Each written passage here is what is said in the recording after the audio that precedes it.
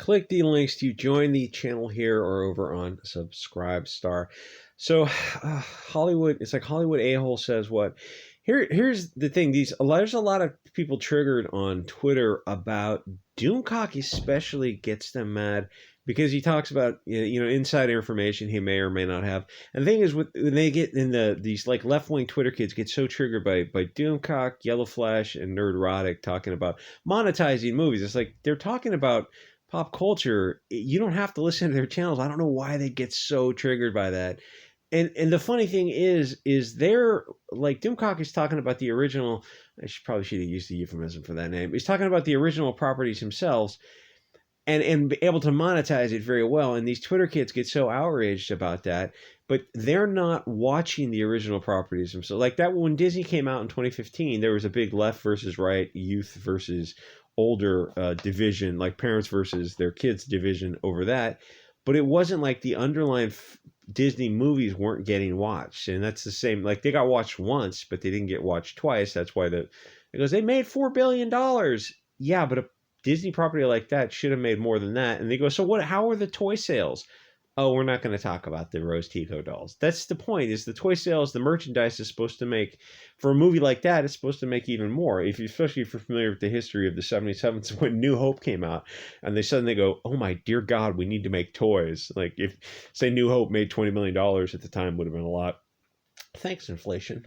The toys turned out to make even more. In fact, they couldn't make toys fast enough. That's how popular it was. So for some reason, like people talking and monetizing crappy movies gets them upset, even though one, they don't have to watch the YouTube channels, obviously, but two, they're not watching the underlying movies themselves because very few people are watching the underlying, Mary Sue Star Wars version.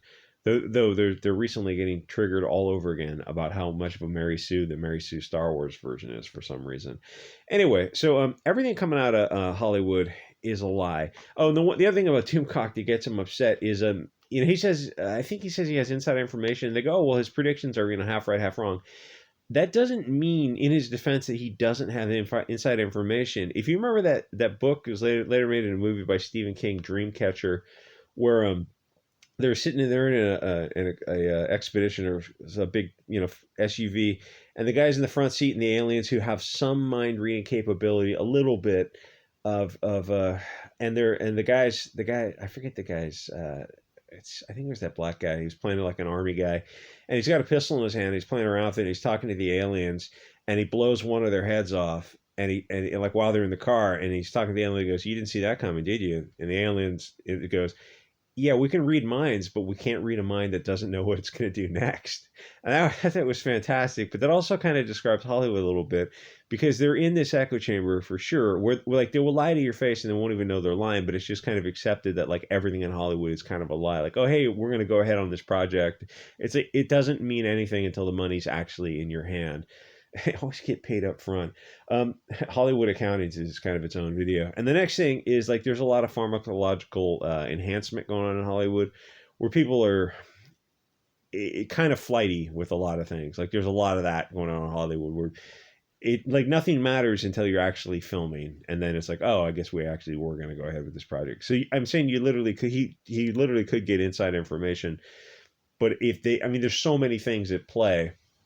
Like like a Kathleen Kennedy, they go, oh, they're going to get rid of her. It's like that kind of stuff could be up in the air one day and she could be stable the next day. It's like a lot of it is kind of arbitrary and it depends on how people are feeling. It's like people have expectations about, like they see quote unquote professionals, and it doesn't matter in any industry, and you think like, oh, they're all like acting professionally and just going to be cool, calm, and it's like, no, that's not the real world. As you know, like how arbitrary and capricious people can be.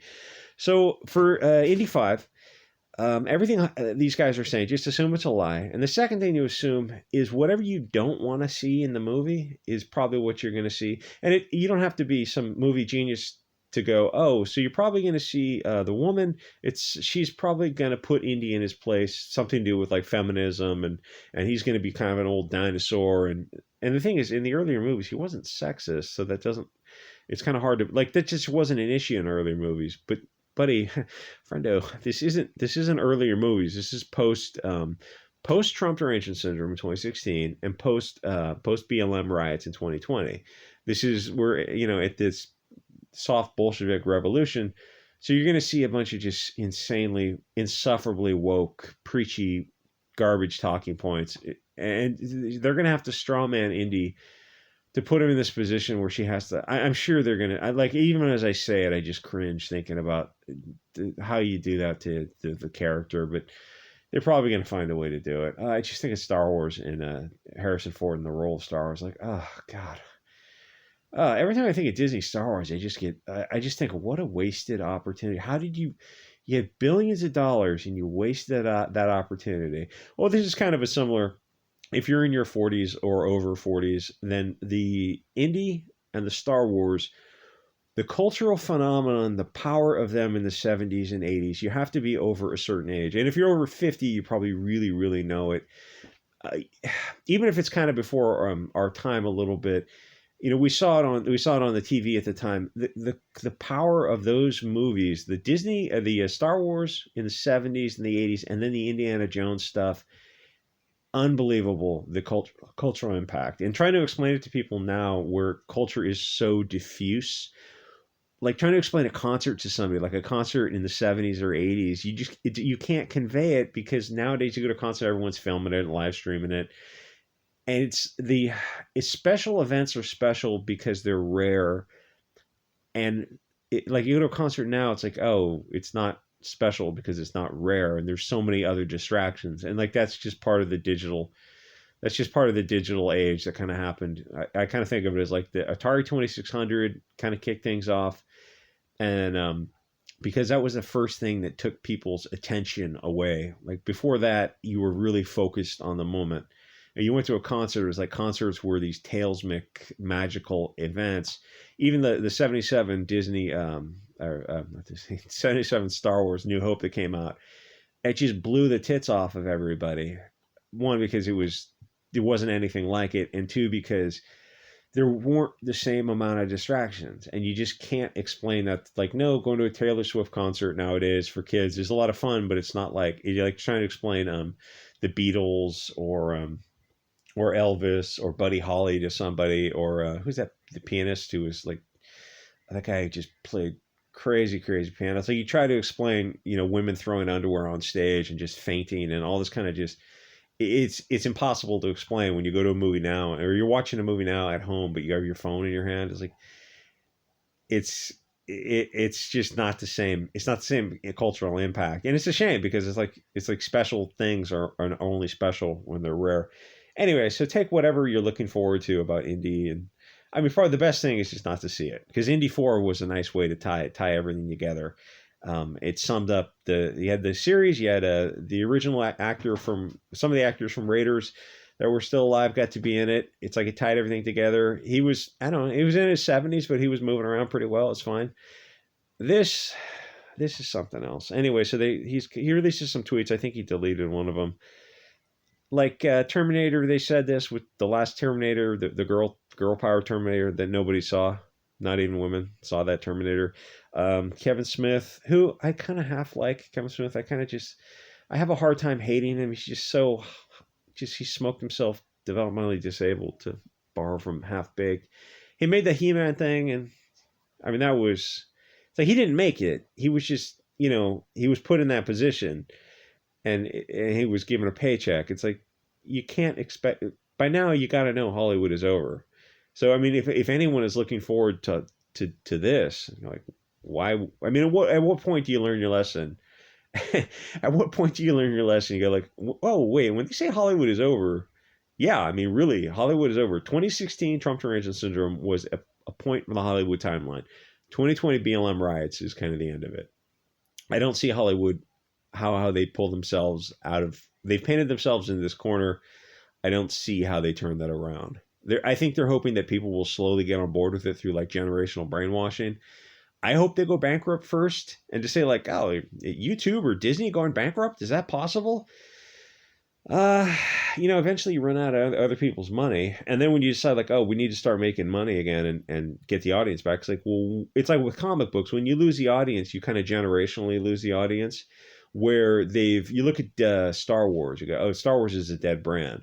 And now Indy, they were hoping to probably do some streaming shows after this. Though, like I said, this Phoebe chick, she's already too old to do. It doesn't make sense to have somebody who's in their 30s to be in this role when you should have got somebody who's like 25 who doesn't have a vagina, so that would like make sense. It doesn't, like, none of the things they're doing make sense, and it doesn't have to make sense. So we're gonna have a Disney streaming show. Is it gonna return investment? Nope. And you're gonna do it anyway. Yeah, that's that. I don't know what to say. It's like they do a lot of this crazy. And the other thing is like having the guy. Oh, so Spielberg and Lucas, the guys who made the stuff famous, are not going to be involved. That's weird. And the thing is, like, having this guy, the director, talk to people. It's like Twitter. They should have never given you ninjas Twitter. Giving people in Hollywood access to the public and alcohol and the cell phone right in your effing hands. Like, it should be a breath analyzer on your Twitter, or like a delay or something of 48 hours. To be able to like talk to your potential audience is insane. And like not run it through a public relations people, like get on there and call people a-holes and trolls. You're out of your effing mind to say that. It's like they were never going to see the movie anyway. I think they're probably, if they're like the YouTuber reviewers, really bother these people. Like if you think of Hollywood as like so far away and divorced of like Spielberg and Lucas and Mangold and all these other Hollywood a-holes, you think they don't know about Nerdrotic and Doomcock and Yellow Flash? They absolutely do, because those videos get out to millions of people. That's not such a big audience. The difference is they get out to millions of people who are heavily involved in this area of pop culture. That is a big deal. So yeah, they know who all these guys are. That's why they get so triggered over it. The idea that, oh, how dare you criticize our films? How dare you just not, line up like cattle and pay for this garbage mental soy slop? Anyway, I will see you guys on the next episode.